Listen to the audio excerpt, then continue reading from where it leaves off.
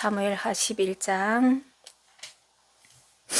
1절에서 5절 말씀 한 목소리로 합독하고 말씀 속으로 들어가겠습니다. 함께 합독하겠습니다. 그 해가 돌아와 왕들이 출전할 때가 되매 다윗이 요압과 그에게 있는 그의 부하들과 온 이스라엘 군대를 보내니 그들이 암몬 자손을 멸하고 라빠를 에워쌌고 다윗은 예루살렘에 그대로 있더라. 저녁 때에 다윗이 그의 침상에서 일어나 왕궁 옥상으로 거닐다가 그곳에서 보니 한 여인이 목욕을 하는데 심히 아름다워 보이는지라.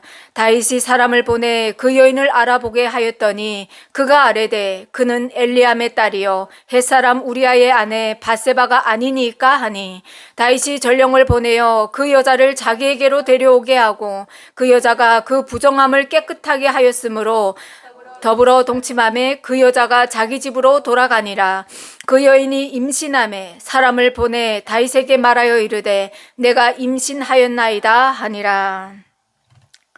하나님, 오늘도 사무엘하 말씀을 통하여 은혜 자리로 나갑니다. 하나님, 다윗이라는 한 인물을 통하여 하나님께서 우리에게 말씀하여 주시는데 오늘도 그 말씀을 사모하며 나갑니다. 이 땅에 하나님의 아들로 이 땅에 오셔서 그 십자가를 지시기까지 하나님께서 우리를 어떻게 사랑하셨는지 오늘도 하나님의 절절한 사랑을 묵상하고 깨달을 수 있는 시간이 되게 하여 주시옵소서. 예수님의 이름으로 기도드립니다. 아멘. 자, 우리가 지난 시간까지 거룩하게 서는 다윗 왕조를 봤습니다. 하나님께서 세워가시는 다윗 왕조. 하나님께서 드디어 이스라엘이라는 나라를 통해서 하나님의 뜻이 하늘에서와 같이 땅에서 이루어지는 그 놀라운 은총의 시작이구나 하면서 막 격동되는 마음을 안고 지난주까지 봤습니다. 그렇게 하나님의 나라로서 다윗 왕국이 섰습니다. 하나님께서 붙드심으로 말미암아서 주변의 모든 나라들로부터 안정을 찾고 평안을 누리면서 강성한 나라로 섰습니다. 당시 팔레스타인 남부에 위치해 있던 애굽은요 여전히 큰 힘을 발휘하지 못했고요. 북쪽에 있던 아람도 그 메소포타미아 그 세력들 있지 않습니까? 앞으로 이제 올라오는 아시리아 이제 등장할 그 나라들, 그 아직은 힘도 쓰지 못하는 그 작은 나라들과 함께 세력 다툼을 하면서 힘을 못 쓰고 있었어요. 하나님께서 다윗이 하나님 앞에서 주야로 말씀 앞에 서니까 이런 일들이 있는 거예요. 밖에서 큰 세력들이 힘을 발휘하지 못하는. 그래서 다윗 왕조가 튼튼하게 뿌리 내릴 수 있는 그 시작을 하나님께서 열어주셨어요. 자, 이러면서 어떤 일들이 일어나냐면요. 사울 왕조가 그토록 싸우면서 힘을 쓰지 못하던 그 강력하던 블레셋이 다윗 왕조가 들어서면서 점령이 됩니다. 그리고 또 어떤 일들이 일어납니까? 주변의 많은 나라들이 다윗에게 무릎을 꿇고 이스라엘에 무릎을 꿇고 조공을 바치는 나라들로 전락을 합니다. 다 하나님이 하시는 겁니다. 다 하나님께서. 이런 국제적 상황 속에서 보는데 우리가 지난 시간에 어떤 걸 봤습니까? 암몬의 왕 한운의 아버지가 죽음으로 말미암아 다윗이 그 전에 사울 왕에게 쫓길 때 도움을 주었던 그 암몬 왕을 기억하면서 다른 나라들은 다 무릎 꿇게 하였지만 이 나라를 돌봐줘야겠다라는 마음으로 그 나라에 조문객을 보냈는데 이 어리석은 암몬 왕 한운이 다윗이 보낸 그 조문객들을 어떻게 합니까? 수염을 깎고 옷자락을 자르고 아주 치욕스럽게 해서 돌려보내는 일들이 있었죠. 이 암몬은 오히려 아람에서 용병을 구해가지고 이스라엘과 싸우려고 하는 이런 어리석은 일들이 있죠. 그래서 아람국이 오히려 다윗과 싸워서 무릎을 꿇는 일들이. 그래서 아람도 이스라엘의 조공국으로 변모하는 이렇게 추락하는 이런 일들을 우리가 지난주에 봤습니다. 그런데 그때 역대상 18장 말씀의 당시 상황을 기록하고 있는데, 이때 어떤 일들이 있었냐면요, 다윗이 다메섹 아람을 조공국으로 삼았고 하닷 에셀의 신복들로부터 그들이 금 방패를 들고 올라온 거예요. 그래서 이 아람국이 이스라엘의 무릎을 꿇으면서 금 방패를 이스라엘이 다 갖고 오는, 그래서 솔로몬 왕조 때 어떤 일들이 있습니까? 하나님의 성전을 쌓는데, 하나님의 성전을 건축하는데 금 방패를 세우지 않습니까? 다 이때 얻은 일들인 거예요. 그리고 하닷 에색에, 또한 하닷 에색에 속한 도시 국가들로부터 놋을 취합니다. 그래서 솔로몬 때 성전을 지으면서 놋 대야와 기둥과 놋 그릇들을 이렇게 만드는, 어쩌면 하나님께서 이 기반들을 다 이렇게 만들어 주시죠. 그래서 하닷 에셀의 패배로 이 지역의 패권에 새로운 판도가 그려집니다. 다윗은 점령하지 못한 그 약속의 땅을 다 되찾는, 다윗 왕조 때 이런 일들이 일어나죠. 그리고 팔레스타인 북부에까지 이스라엘의 세력을 넓혀가는 국제적인 정세를 하나님께서 이렇게 이스라엘 왕조에 이렇게 하나님 나라를 굳건하게 세워가는 이런 일들이 있었습니다. 자, 그러면 다윗도 알았을까요? 여러분, 우리 눈에 보이는 현실에 실망할 필요가 없어요. 다윗도 몰랐어요. 다윗이 이렇게 사울 왕 때도 이루지 못했던 이런 업적들을 이룰 거라고 다윗도 생각을 못했습니다. 하나님의 계획하심 속에서 하나님께서 이뤄가시는 일들이에요. 자, 통일 이스라엘 왕국으로 등극한 다윗을 시기하고 이 이스라엘을 우려하고 넘어뜨리려고 했던 암몬과 아람의 무모한 군사적 행동이 오히려 이스라엘을 넓혀가는 강성국으로 이렇게 대단한 이렇게 힘센 나라로, 부국의 나라로 만들어 가는데 하나님께서 다 계획하심 속에서 이렇게 이뤄가는 겁니다.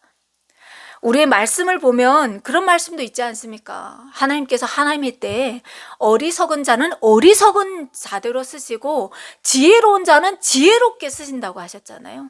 이 어리석은 암몬과 아람이 하나님 앞에서 방종하게 굴다가 오히려 이스라엘이 이렇게 뿌리 깊게 내리는 이런 역할들을 해주죠. 자, 그런데 이 하나님께서 이뤄가시는 이 말씀은 하나님의 약속이 성취되는 과정들이었습니다. 창세기 15장 18절 말씀을 이렇게 떠올리게 되는데, 그때 하나님께서 어떤 말씀을 하시냐면요, 그날에 여호와께서 아브라함으로 더불어 언약을 세우시는데 이렇게 말씀하십니다. 내가 이 땅을 애굽 강에서부터 큰 강 유브라데스까지 내 자손에게 주겠다. 이 말씀이 지금 실행되는, 언약이 이루어지는, 그런 성취되는 것들을 보게 되는 거죠. 자, 하나님께서, 그런데 우리가 하나님 앞에서 잊지 말아야 되는 것은 하나님께서 약속을 이루어 주시는 대상이 있습니다. 대상. 그 대상은 하나님 앞에 사는 사람, 주님과 동행하는 주의 자녀에게, 주의 백성에게 이루어 주시지 하나님의 말씀과 상관없는 사람에게는 이 약속이 아무런 힘을 발휘하지 못합니다. 그래서 여러분, 하나님의 말씀 앞에 살아야 됩니다. 말씀 앞에. 자, 이렇게 이스라엘을 생각해 보면 평안하다, 평안하다, 하나님 감사합니다, 감사합니다, 이런 삶 속에 연속이지 않았겠습니까? 자, 그런데 이런 평안함 속에서 다윗 왕조의 문제점이 드러납니다. 문제점. 왜 그런지 모르겠어요. 왜 그런지. 자, 다윗이 아람을 용병으로 나왔던 그 암몬과 싸워서 1차 전쟁에서 승리를 거뒀어요.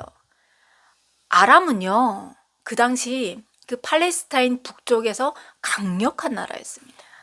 그렇지만 이 아람에게는 항복을 받고 조공국으로 전락을 했지만 암몬은 아직 이스라엘에 항복하지 않았어요. 그래서 오늘 말씀에 등장하는 겁니다.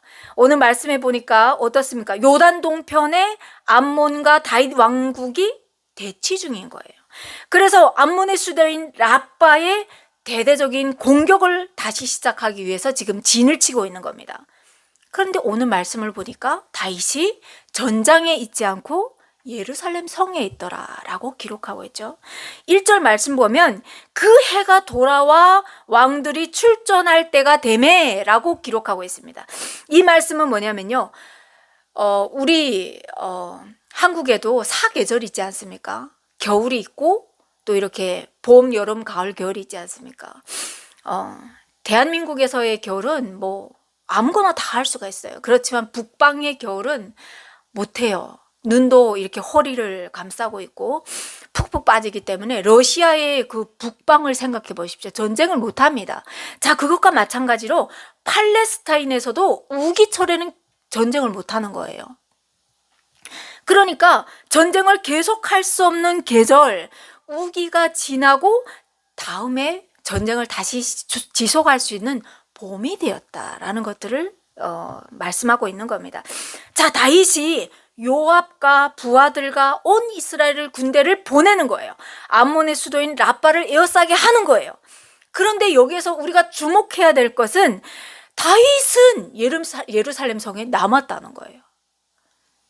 이게 무슨 문제가 되지? 라는 생각이 드시죠? 군대를 내보내는데 그게 뭔 상관이지? 그 당시에 고대의 왕들은 뒤에서 이렇게 진두지휘하지 않습니다. 왕은 선두에 나가서 진두지휘하는 겁니다. 그러니까 고대의 왕들은 선두에서 군사들을 직접 지휘를 했다는 거예요. 그런데 다윗은 지금 왕의 의무를 다하지 않고 예루살렘 성에 남았다는 거예요. 왜 다윗이 안 나갔을까? 전장에 왜 안 나갔을까? 라는 생각을 하게 되는데 당시 군사적으로 위력이 있었던 블레셋도 넘어뜨렸고 북쪽의 그 강력한 아람도 넘어뜨렸고 암몬은 다윗이 생각하기에 자신들의 적수가 되지 않는다고 생각했던 것 같아요. 그래서 다윗이 나가지 않았던 것 같습니다. 아니면 지금 승리에 도취해서 우리의 군사들만 나가도 괜찮다, 이긴다 라는 자부심으로 있었는지도 모르겠습니다. 아니면 하나님께서 진두지휘하시니까 내가 안 나가도 돼, 이런 마음이었는지도 모르겠습니다. 다윗은 왜 안 나갔는지 모르겠어요. 자, 그리고 또 우리가 주목해 봐야 할 구절이 있는데 저녁 때에 다윗이 그의 침상에서 일어나 라는 이 말씀 구절을 우리가 지목해 볼 수 있는데 다윗이 늦잠을 자는 사람이 아니에요. 왜냐면요, 시편은 거의 다 다윗이 지었습니다. 시편의 말씀들을 우리가 이렇게 잠깐 보면요, 그냥 몇 구절만 봐도 알 수가 있습니다. 시편 5절 3절에서 다윗이 이렇게 하나님 앞에 기도합니다. 여호와여, 아침에 주께서 나의 소리를 들으시리니 아침에 내가 주께 기도하고 바라나이다 라고 기도하는 사람이에요. 또 시편 59편에서 16절 말씀을 보면 나는 주의 힘을 노래하며 아침에 주의 인자심을 높이 부르오리니 주는 나의 요새이시며 나의 환난 날에 피난처가 되십니다. 이렇게 기도하는 다윗입니다. 또 88편 13절에 가면 여호와여, 오직 내가 주께 부르짖었사오니 아침에 나의 기도가 주의 앞에 이르리이다. 다윗은 아침을 깨우는 사람이었어요. 아침을 깨우는 사람. 자, 아침을 깨우면서 하나님의 인자하심을 바라보고 구하던 다윗이었는데, 아니, 이 사람이 저녁 때에 다윗이 그 침상에서 일어났대요. 그리고 나서 일어나서 그 왕궁의 옥상을 이렇게 거니는 겁니다. 여러분 한번 상상해 보십시오. 이스라엘의 집들은 동양의 집들과 다르지 않습니까? 이렇게 집으로 되어 있지만 위층도 이렇게 평평하게 되어 있단 말이에요. 그래서 그 지붕이 평평한 그곳에 곡식도 말리고 때로는 피곤하면 거기에서 낮잠을 자기도 합니다. 그 이스라엘 사람들은. 자, 그런 곳에 다윗이 서 있어요. 그런데 저녁에 석양으로 붉은 노을이 지어 있는 거예요. 붉은 노은 그 아름다운 자연 풍경에 다윗이 지금 이렇게 서 있는데, 또 다윗을 우리가 묵상해 보면 그 감성이 풍성한 그 사람이 아름답고 황홀함 속에서, 황홀한 그 자연 풍경 속에 이 사람이 서 있는데, 그런데 그 다윗의 눈에 들어오는 거예요. 누가 들어오느냐? 아름다운 그 풍경 속에 한 여인이 목욕하는 게 눈에 들어오는 거예요. 얼마나 아름다웠겠습니까? 그래서 다윗이 그 감정이 주체가 안 되는 거예요. 감정이 주체가 안 되어서 그 여인이 누군지 한번 가봐라 라고 사람을 띄웁니다. 그래서 그 사람이 뭐라고 합니까? 저 여인은 엘리암의 딸이요 햇사람 우리아의 아내 밧세바가 아닙니까? 라고 말하는 겁니다. 사무엘하 23장에 보면요, 다윗의 용사들이 기록되어 있는 장인데, 거기에 보면 그녀의 부친인 엘리암이 길로 사람 아히도벨의 아들이다 라고 기록하고 있거든요. 그렇다는 것은 밧세바가 아히도벨의 손녀라는 겁니다. 그러면 이제 나중에 일어나는 사건들이, 여러분 성경을 여러 번 읽었던 분들이라고 하면, 아니면 교회에 이제는 한 10년 이상 교회에 다녀서 말씀을 극히 들어서 아는 분들이라고 하면, 그 압살롬의 반란을 이렇게 떠올릴 때 아히도벨을 연상할 수가 있겠죠. 후에 일어나는 일들입니다. 그리고 이 밧세바의 남편은 햇사람인데, 이 우리아는 또 다윗의 그 30인 용사 중에 한 사람으로 꼽히는, 그러니까 이 다윗 왕조에 아주 공을 세우는 집안의 여인입니다. 그리고요, 결론적으로는 무슨 말이냐면요, 이 밧세바는 처녀가 아니라 남편이 있는, 주인이 있는 여자라는 거죠. 만약에 다윗이 처녀거나 아니면 남편을 이미 잃은 미망인이 된 과부인 그런 여인을 마음에 품었다고 하면 하나님 앞에서 아무 문제가 안 됩니다. 그런데 다윗이 이미 그 여인은 다윗 왕조에 큰 공을 세우는 충신 중에 충신인 그 가문의 여자입니다 라는 것을 이미 들었는데, 다윗이 자기의 감정을 추스리지 못해요. 억제하지 못합니다. 그러면서 오히려 전령을 보내서 그 여인을 데려오라고 하죠. 그런데 성경은 여기에서 집중적으로 밧세바를 조명하지 않습니다. 다윗을 조명해요. 왜 그렇다고 생각하십니까? 잘못은 남녀가 같이 지었는데 왜 이 다윗에게만 조명을 할까요? 그것은 다윗은 일반인 그런 왕이 아닌 거예요. 하나님께서 세우시는 왕인 거예요. 하나님의 나라가 임하는 이스라엘의 왕이기 때문입니다. 그래서 다윗을 통해서 또한 하나님께서 우리의 믿음의 견본으로 보라고 보여주시는 이 다윗인데, 그래서 또한 다윗의 이 치부를 감추지 않고 낱낱이 보여주는 겁니다. 그래서 다윗이 이 여인을 데려다가 동침을 합니다. 동침을 해요. 자, 동침한 후에 그 여인을 집으로 돌려보내죠. 여기에서 끝날 줄만 알았겠죠. 그런데 이 여인에게 어떤 일들이 일어납니까? 밧세바가 임신을 합니다. 임신을 하고 다윗에게 이 사실을 알리죠. 다윗이 얼마나 놀랐을까요?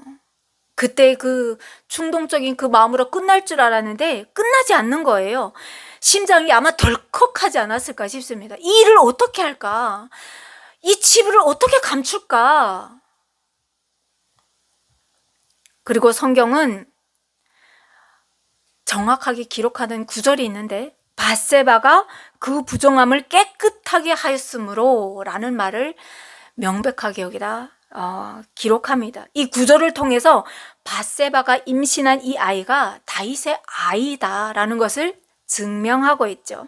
자, 율법에 의하면요, 여인이 월경하는 동안은 부정하다라고 간주합니다. 이 부정하는 것은, 부정이라는 것은 더럽다 이런 말이 아닙니다. 이 여인이 월경할 때, 그럴 때 성경은 여인이 부정함으로, 그래서 남자들이 가까이 하지 말라고 기록하지 않습니까? 레위기에서 말씀하고 있습니다. 그런데 밧세바는 그 시기를 마친 후였다는 것을 기록하면서 이 아이가 다윗의 아이다라는 것을 말하고 있죠. 자, 그러니 다윗이 지혜로운 사람이라고 한다고 하면 바세바에게 들어가면 안 되죠. 죄를 짓지 않기 위해서 들어가는 것도 현명한 일이지만, 그렇지만 이 여인이 지금 갓 부정함을 깨끗하게 하였다는 것은 가임기의 여성이라는 거예요. 가임기의 여성. 우리 여성들은 잘 알지 않습니까? 그런데 그것을 억제하지 못하고 이 여인과 동침을 합니다. 그러니까 이 일은 누구든지 예상할 수 있는 일이었다는 거죠.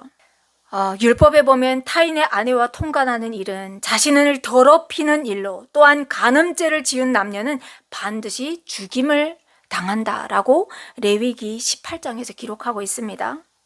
그러면 여러분, 주야로 말씀을 가까이 하는 이 다윗이 과연 율법을 몰랐을까요? 아니요, 잘 압니다. 잘 안다는 것을 이제 나중에 여러분이 알게 됩니다. 그러면 다윗은 왜 이런 죄를 서슴없이 질렀을까? 다윗은 아마 그랬을 거예요. 누가 알겠어? 우리도 그렇지 않습니까? 죄를 지을 때 누가 알겠어? 나밖에 몰라. 나하고 하나님만 알아. 라면서도 죄를 짓는 우리를 볼 수가 있죠. 다윗도 그랬을 거예요. 그랬을 겁니다. 한 번쯤인데 괜찮을 거야. 자, 이런 안일한 생각이, 그리고 다윗이 왕인데, 내가 왕인데, 이런 그 권력에 도취하여 있을 때, 나태한 그 틈을 보일 때, 그럴 때 다윗의 마음은 미련하고 우둔하게 되는 거죠. 그래서 성경은 말씀하는 거죠. 깨어 있는 것이 얼마나 중요한지 말씀하고 있는 것 같습니다. 깨어 있는 것. 자, 그런데 여러분, 율법은 왜 간음을 금하고 있을까? 사실 가정제도는 최초 에덴 동산에서 시작하지 않습니까? 누가 만드십니까? 하나님께서 만드시죠. 아담과 하와로부터 시작된 최초의 가정제도는 교회입니다. 교회. 그리고 그 교회가 모여서 나라가 되죠. 그 가정을 통해서 하나님은 약속의 후손을 주시기로 창세기 3장 15절에 말씀하십니다. 그러니까 하나님은 어떤 경우에서든지 이 한 가정의 혈통이 끊어지거나 오염되지 않도록 엄격하게 규율을 정하십니다. 그게 바로 율법인 거죠. 그게 바로 신의 산 언약인 거죠. 하나님 앞에 온전히 살라고. 세상은 지금이나 그때나 하나님의 말씀을 모르고 살아가는 사람들은 네 것 내 것이 없어요. 내 쾌락을 쫓아 사는 거죠.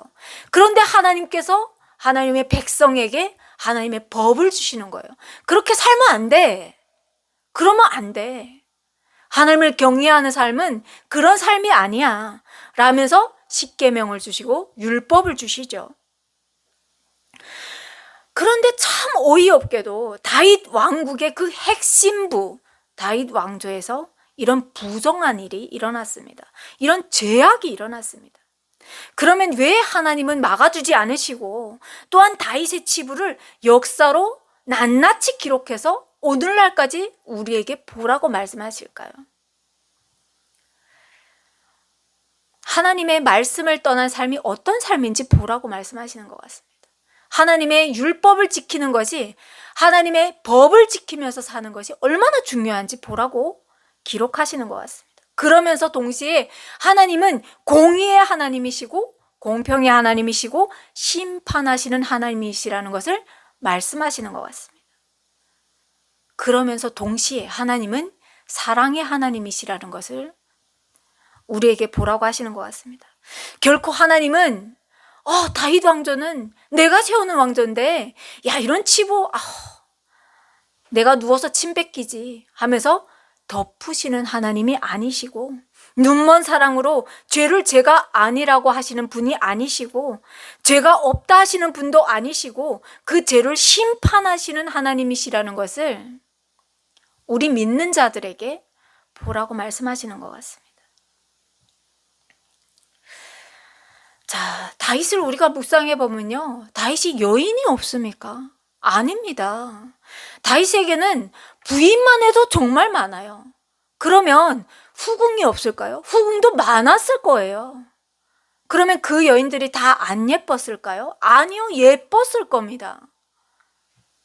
그런데 어떻게 자기 충신 중에 충신인 그 부하의 아내를 이렇게 넘볼 수가 있는지. 자, 바세바의 임신 소식을 들은 다윗이 이제 어떤 일들을 하는지 우리가 보겠습니다. 요압에게 기별하여서 한참 대치 중인 전장에서 우리아에게 휴가를 줍니다. 휴가를. 그리고 우리아를 바세바에게 들여보내죠. 그리고 자기가 이 범한 이 죄를 덮기 위해서, 은폐하기 위해서 치밀하게 계산하고 치밀하게 움직이기 시작합니다. 그런데 다윗이 몰랐던 거죠. 상대가 누군지 몰랐던 거죠. 상대가 워낙 정직하고 충직한 부하다 보니까 다윗의 뜻대로 움직이지 않는 거예요. 우리아는 아내에게 들어가지 않고 밖에서 잡니다. 다윗이 얼마나 속상했을까요? 제발 좀 들어가다오 하는데 안 들어가요. 조급해서 들끓는 그 다윗의 마음과는 다르게 아주 딴판으로 노는 거예요. 그래서 들어가라 하는데 밖에서 자니까 다윗이 우리아를 불러서 물어봐요. 왜 안 들어가? 바세바에게 왜 안 들어가? 너의 아내에게 왜 안 들어가? 라고 물어보니까 우리아가 얘기를 합니다. 뭐라고 그 이유를 말하느냐?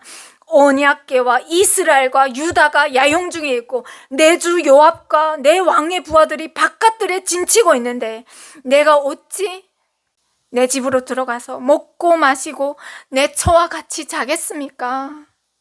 내가 이 일을 행하지 아니하기로 왕의 살아계심과 왕의 혼의 살아계심을 두고 맹세합니다. 이런 충직한 부하가 어디 있습니까? 그런데 다윗이 여기서 포기하지 않는 거예요. 그래서 다음 날에는 그래 맑은 정신으로 못 들어가겠어? 그래서 다윗이 친히 큰 상을 베풀어서 그냥 취하게 하죠. 취하게 하고 또 맛있는 음식들을 또 뒤에 세우고 그의 집으로 보내는데, 그런데 이 사람이 또 자기 아내에게 안 들어갑니다. 2번이나 들어가지 않는 거예요. 자, 그러니까 다윗이 어떻게 하냐면요, 우리아의 손에 편지를 써서 요압에게 우리아를 최전방에 내보내서 죽게 만들라고 죽을 사람의 손에 편지를 들려서 보냅니다. 잔인하죠? 여러분, 무엇을 봅니까? 다윗이 변했어요. 다윗은 함부로 칼을 휘두르는 그런 사람이 아니었습니다. 자기를 죽이려고 밤낮 없이 쫓아다니는 사울이 심지어 자기 옆에 왔을 때도 심판자가 하나님이시니 나는 그 기름 부음 받은 그 왕을 내 손으로 죽일 수 없다고 하면서 사울을 죽이지 않았던 사람이에요. 심지어 자기에게 심한 모욕을 안겨준 그 나발에게도 다윗은 칼을 휘두르지 않았던 그런 사람입니다. 다윗은요, 매우 신중한 사람이었어요. 모든 일을 행함에 있어서 신중의 신중을 거듭하는 그런 사람이었습니다. 그런데 지금 다윗이 변한 겁니다. 야고보서 1장 15절에 보면 이런 말씀이 기록되어 있습니다. 욕심이 잉태한 즉 죄를 낳고 죄가 장성한 즉 사망을 낳느니라. 그래서 다윗의 이 악한 계략으로 인해서 충신 중에 충신인 그 우리아가 최전방에서 죽습니다. 그리고 다윗은 어떻게 하냐면요, 버젓이 우리아의 장례가 끝난 후에 우리아의 아내 바세바를 왕궁으로 자기 아내로 이렇게 데려옵니다. 그리고 바세바가 다윗에게 아들을 낳아주죠.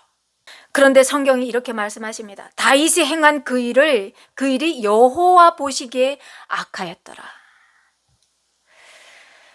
다윗의 눈은 도덕적으로 무감각하게 되어서 선과 악이 분별이 안 되는 거예요. 자기가 하는 일이 다 옳게 생각되는 겁니다. 아주 지금 엄청나게 무서운 그런 소홀에 지금 다윗이 빠지고 있죠. 자, 아무리 기다려도 다윗이 엎드리지 않는 거예요. 자, 이럴 때 하나님께서 보내시는 이들이 있습니다. 우리의 신앙에도 이게 반복되는 패턴입니다. 우리가 하나님 앞에 죄를 짓는데 하나님 앞에 회개하지 않는다. 그러면 하나님께서 사람을 보내십니다. 하나님의 말씀을 담아서 보내십니다. 환경적으로 사람을 통해서 어떠한 일을 만드시죠. 자, 다윗에게도 하나님의 선지자 나단을 보내십니다. 그래서 밧세바가 다윗에게 아들을 낳아준 지 약 1년 되는 10개월 넘게 되는 그때에 나단이 다윗에게 갑니다. 그러고 나단이 다윗에게 말을 하죠. 어떤 예화를 드냐면요, 부자에게 빼앗긴 가난한 자의 암양이라는 예화를 듭니다.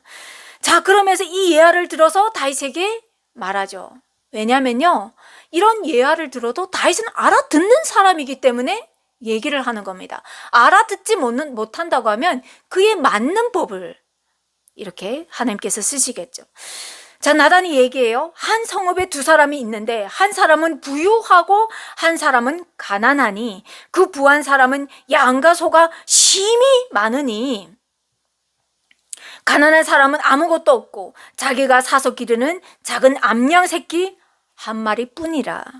그 암양 새끼는 그와 그의 자식과 함께 자라면서 그가 먹는 것을 먹으며 그의 잔으로 마시고 그의 품에 누움으로 그에게는 이렇게 딸처럼 되었거늘. 그런데 부자에게 한 행인이 찾아오는 거예요.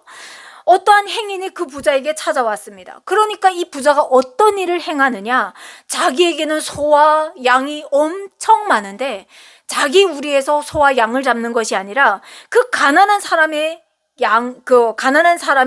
양 새끼를 뺏어다가 자기에게 온 사람을 위해서 그 양을 잡고 잔치를 베풀었습니다. 이 말을 나단이 다윗에게 해줍니다. 자, 그러니까 다윗이 그 말을 듣는 즉시 노발대발하면서 나단에게 그럽니다. 여호와의 살아계심을 두고 맹세하노니 이 일을 행한 그 사람을 마땅히 죽을 자라. 그가 불쌍히 여기지 아니하고 이런 일을 행하였으니 그 양 새끼를 4배나 갚아주어야 하리라. 여러분, 다윗은요, 율법을 아주 잘 아는 사람이에요. 말씀을 주야로 묵상하고 주야로 암송하는 그런 사람입니다. 출애굽기 22장은 어떤 말씀이 기록되어 있냐면요, 배상에 관한 법이 기록된 말씀의 장입니다. 거기에 1절에 보면 사람이 소나 양을 도둑질하여 잡거나 팔면 그는 소 한 마리에 소 5마리로 갚고 양 한 마리에 양 4마리로 갚을지니라. 다윗이 말씀을 아주 잘 아는 사람이에요. 가난한 사람이 양을 뺏었잖아요. 그러니까 4배로 갚을지니라. 소를 만약 뺏었다고 하면 5배로 갚을지니라 라고 말할 사람이라는 거예요. 그러니까 율법에 기록된 그 배상법에 입각해서 다윗이 지금 나단에게 말을 했습니다. 자, 이때를 기다린 나단이지 않습니까? 이때를 기다린 하나님이신 거예요. 자, 그래서 나단이 다윗에게 그럽니다. 당신이 바로 그 사람입니다. 다시 얼마나 덜컹했겠습니까? 그리고 나서 하나님께서 왕에게 이런 말씀을 하십니다. 라고 하나님의 말씀을 전합니다. 내가 너를 이스라엘의 왕으로 기름 붓기 위하여 너를 사울의 손에서 구원하고 네 주인의 집을 내게 주고 내 주인의 아내들을 내 품에 두고 이스라엘과 유다 족속을 내게 맡겼느니라. 하나님께서 다윗에게 말씀하시는 거예요. 만일 그것이 부족하였을 것 같으면 내가 내게 이것저것을 더 주지 않았겠느냐. 하나님께서 지금 말씀하시는 겁니다. 그러한데 어찌하여 내가 여호와의 말씀을 업신여기고 나보기에 악을 행하였느냐. 하나님께서 다윗을 책망하는 이유는요, 여호와의 말씀을 업신여긴 것 때문에 다윗을 책망합니다. 여러분, 우리도 동일하지 않겠습니까? 하나님의 말씀대로 살지 않는 것을 하나님께서 책망하시는 겁니다.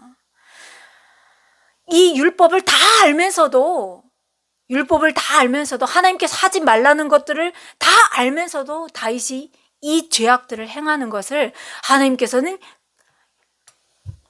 악행이라고 죄라고 하면서 다윗을 책망하시는 거죠.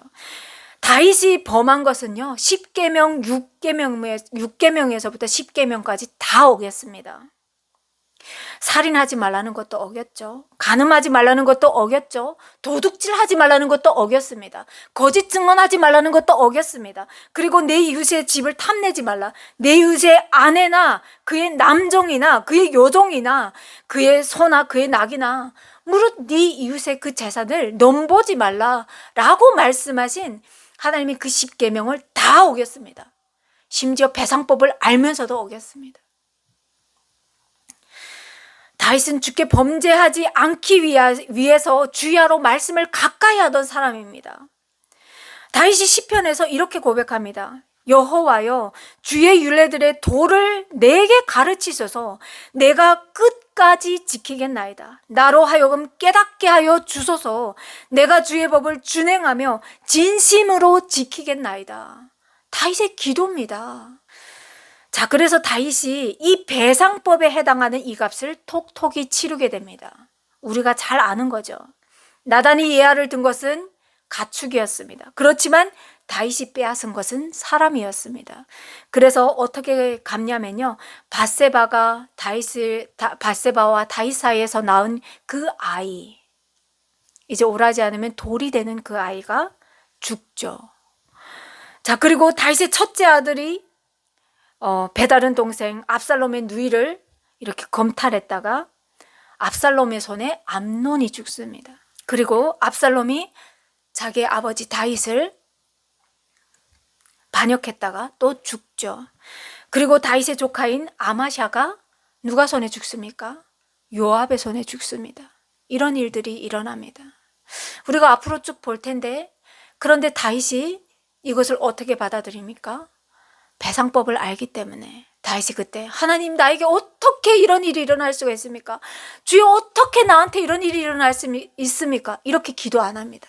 자기를 쫓아다니면서 돌을 던지는 그 사람에게도 다윗은 그 사람을 죽이라고 하지 않습니다. 왜냐하면요, 내가 하나님 앞에 지은 죄를 알기 때문입니다. 자, 그래서 하나님께서 나단을 통해서 다윗에게 말씀하십니다. 내가 나를 업신 여기고 햇사람 우리아의 아내를 빼앗아 내 아내로 삼았은즉 칼이 내 집에서 영원토록 떠나지 아니하리라.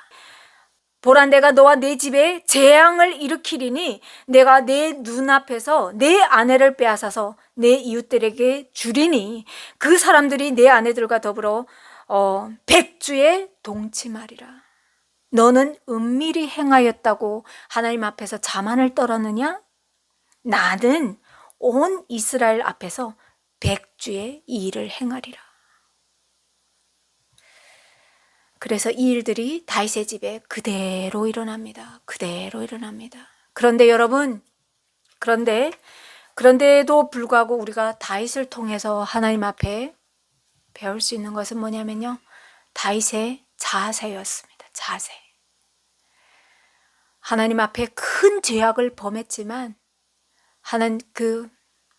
다윗이 하나님 앞에서 통회하는 모습, 그리고 일어나는 그 일들을 보면서 심지어 자기를 반역하는 그 아들을 보면서도 그 아들을 탓하지 않습니다. 내가 하나님 앞에 죄를 지음으로 말미암아, 그 죄악으로 말미암아 내 아들이 죽게 되었구나 하면서 하나님 앞에서 통회하면서 울었습니다. 우리의 자세도 하나님 앞에서 그런 자세가 필요한 것 같습니다. 하나님을 경외하는 것, 제일 먼저가 하나님 앞에서 경외하며 사는 삶,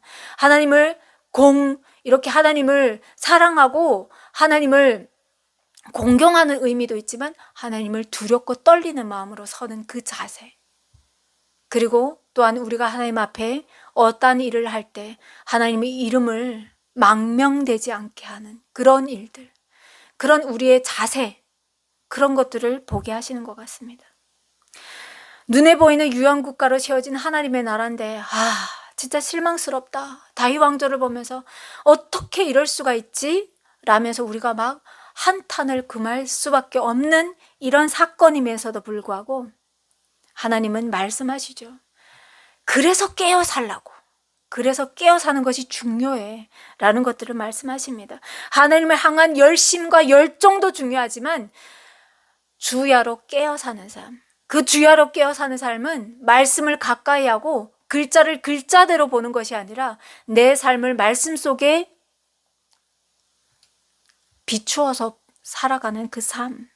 그래서 날마다 우리가 하나님 앞에 온전히 살지 못하는 것은 묵여두는 것이 아니라 때때로 하나님 앞에 회개하며 나아가는 그런 신앙인의 삶, 그런 것들을 이렇게 말씀하시는 것 같습니다. 그러면서 하나님께서는 또 말씀하시는 것 같습니다. 아무리 성화된 인간이라고 해도 다윗만큼 하나님 앞에 열정과 열심을 다했던 사람이 어디 있습니까? 없잖아요. 우리도 그렇게 삽니까?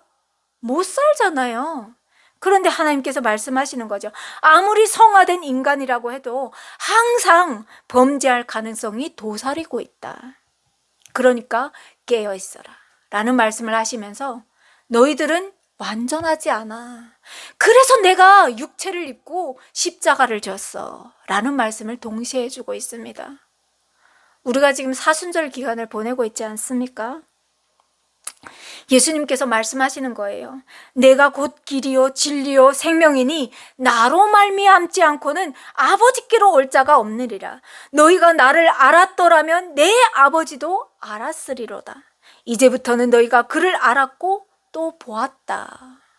제자들에게만 하신 말씀이 아닙니다. 우리에게도 하시는 말씀입니다. 그래서 완전하지 않은 너희들을 위해서 이 땅에 왔노라 라고 하나님께서 말씀하시는 거죠. 그러니 저나 여러분이나 예수님 밖에는 답이 없습니다. 그래서 한 주 시작되는 이 한 주도 정말 한 주를 하나님 앞에 결단하고 사는 게 아니라 날마다 매 순간을 하나님 앞에서 결단하며 살아가는 저와 여러분이 되기를 간절히 소망합니다. 하나님 아버지 감사합니다. 하나님께서 진짜 그 독생자 아들 예수 그리스도를 이 땅에 보내줄 수밖에 없는 연약한 우리의 모습을 오늘도 다윗을 통해서 보았습니다.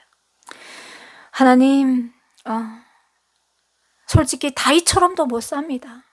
하나님 우리를 불쌍히 여겨주십시오. 그래서 하나님 매 순간 매일매일 주님 앞에 겸손함으로 낮아짐으로 엎드리는 우리가 되게 하여 주시옵소서. 그래서 하나님의 손을 붙잡고 간절히 기도함으로 말미암아 하루하루를 살아가는 지혜로운 하나님의 자녀들로 붙들어 주시옵소서. 그리하실 하나님을 찬양합니다. 예수님의 이름으로 기도합니다. 아멘.